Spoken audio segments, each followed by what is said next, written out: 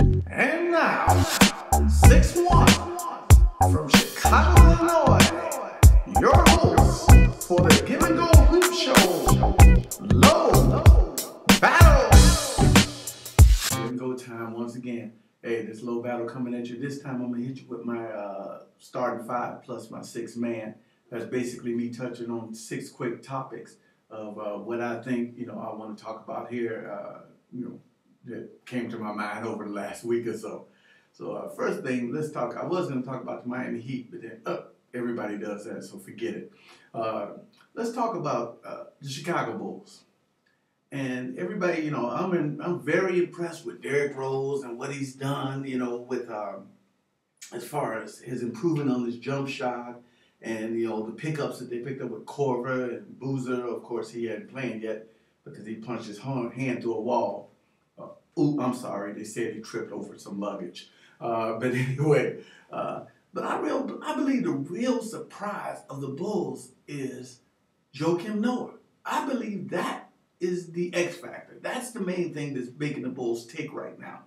I mean, yeah, he got a goofy looking shot. But most importantly, there's a whole lot of players that had a goofy looking shot in the NBA. Let's go back to Jamal Wilkes. Now, that's real old school. If you don't know who I'm talking about, go back and check on YouTube. Look up Jamal Wilkes or Keith Wilkes or Cornbread, whatever. But go look him up and you'll see what I'm talking about, a goofy shot. But it went in. And that's kind of what Joakim Noah is doing right about now. He got a goofy-looking shot, but he's always had the hustle. He's always had the defense. And now he's becoming somewhat of an offensive threat.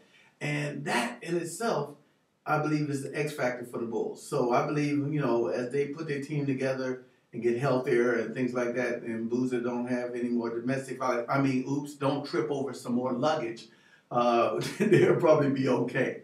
Okay, so that's what I'm just looking at that. And so I think the Bulls are much improved, and I look for them in the, after the All-Star break to make a nice push. Next one, the curse of Michael Jordan. What am I talking about? The curse of Michael Jordan. Portland. Oh my God, I feel so sorry for you. Ever since you drafted Sam Bowie instead of Michael Jordan, you haven't had any luck with Big Man ever since. It's just been going downhill. And although I feel extremely sorry for Greg Oden, my man, it ain't gonna work out. Portland did it. And then they doubled the curse by taking Oden instead of Kevin Durant. So you probably got another 20 years of bad luck when it comes to big men. So Portland, all I could do is say get with Mike D'Antoni and ask him, or get with Don Nelson or George Karl or one of those innovative coaches and find out what it takes to run small ball for the rest of your NBA life, because that's pretty much the way you're going to have to play. Because you'll never get a big man that's going to work out because you got the curse of Jordan on you.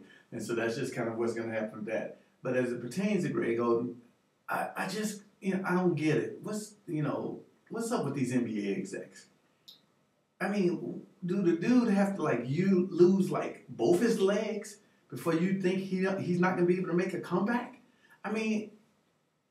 It's over. It really is over. I heard the other day they talking about giving him a qualifying $8 million contract, just to hold on so nobody else can get it. Trust me, he's not coming back. He'll never, ever, ever be a viable force for a team. I'm sorry. At best, he's going to end up some journeyman, playing a couple of seasons, giving you 5 minutes and 3 rebounds. If that's worth $8 million, then, we got a whole lot of people need to come up out of retirement, because I think they can do that. The same thing, just going a little bit off the path, the same thing goes with Yao Ming. Just let it go. It was a nice experiment. China put them together. The NBA marketed them. But, Yao, go back to the homeland, my friend, and do what you got to do, and just let this whole NBA thing go, because it ain't gonna work out. Your feet ain't gonna work out. It just ain't gonna work out. So let it go. You and Greg Oden need to just go ahead, bounce on about it, and get it going. I lied a little bit. I said I wasn't gonna talk about the Miami Heat, but I can't pass this up. I bet they looking in themselves in the mirror right now and saying, man, wouldn't have been a bad idea to keep Michael Beasley. I mean, I don't know, guys, if you've been out there watching Michael Beasley or not, but this dude, you know, I guess he gave up the marijuana or whatever it is he chose to do. But this dude is killing. I mean, he is absolutely killing in Minnesota. I mean, he's playing with enthusiasm. I mean, he's going to the basket hard. He's playing defense hard. I mean, so I put that one on Pat Riley. And I mean, the truth of the matter is, I believe he just gave up Michael Beasley because he knew to keep Michael Beasley, he wouldn't be able to keep Chris Bosh and Dwayne Wade, I mean, and James together. So James and Wade would have been a little pissed off if their little buddy couldn't come with them. And so, therefore, that's why Michael Beasley probably ended up in Minnesota. And now Udonis Haslem is hurt and won't be back for the All-Star game. So, yeah, it looks like a really good move, Pat. Way to go. Okay, so lucky if you guys are 500. So there we go with that. CP3, that's the next thing. Chris Paul. I wonder what he's thinking right about now. When all those rumors was out there and they was talking to him about, hey, you know, get traded and go to New York and Carmelo and you and Stoudemire can be together. And now, you know, New Orleans is sitting up there with one of the best records in the whole NBA. I mean, you know, hopefully he's learned something from this, that, you know, hey, it's what you bring to the game, not what the game brings to you. And, you know, and apparently you'll have a couple of 3 people learning that in Miami as well in a little while, that it's what you bring to the game. It's not, you know, there's somebody gonna just anoint you as a champ because you went and teamed up with your buddy, you know, and you was trying to play AAU ball again.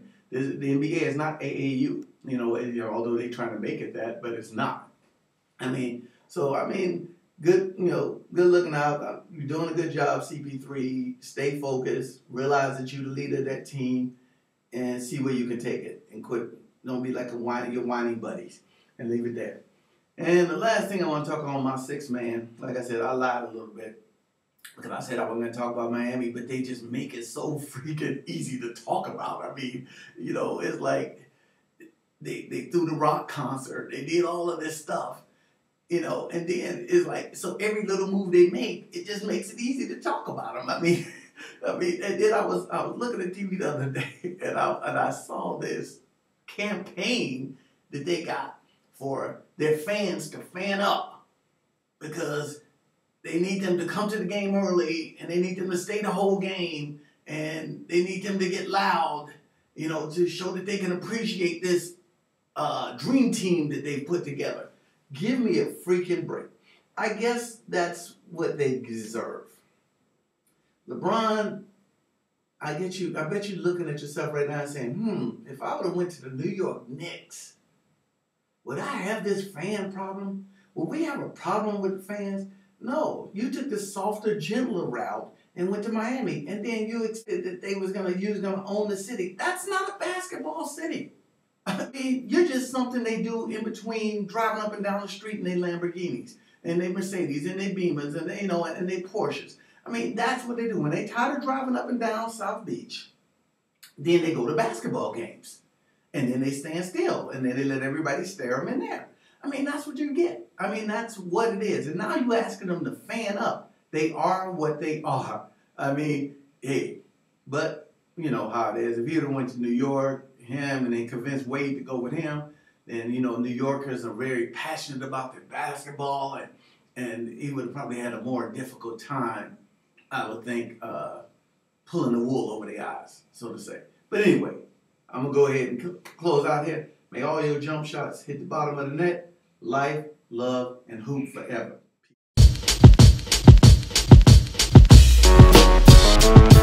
Peace.